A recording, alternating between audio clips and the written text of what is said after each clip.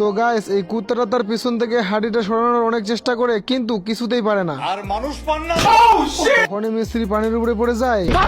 তো ভয়ে দৌড়ে উপরে গিয়ে ব্রেক মেরে বসে, না মানে দৌড়ে উপরে আসতে গিয়ে অনেক হাঁপাই গেছে। এখন পিছনে যতগুলো লোহার জিনিস ছিল সব জিনিসগুলো চুম্বুক টানতে শুরু করে। তো আবারও ভয়ে ভয়ে পালাতে শুরু করে। তো কুত্তাটা এবারে তার হাড্ডিটাকে ভয় করতে শুরু করে, কারণ কুত্তার হাড্ডিটা কুত্তাটাকে প্রথম থেকেই ভয় দেখাইতেছে।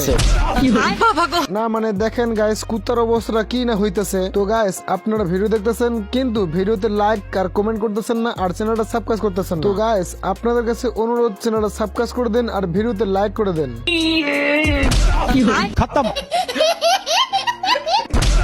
তো ঘুড়িও এখন কুত্তাটাকে নাচাতে শুরু করে।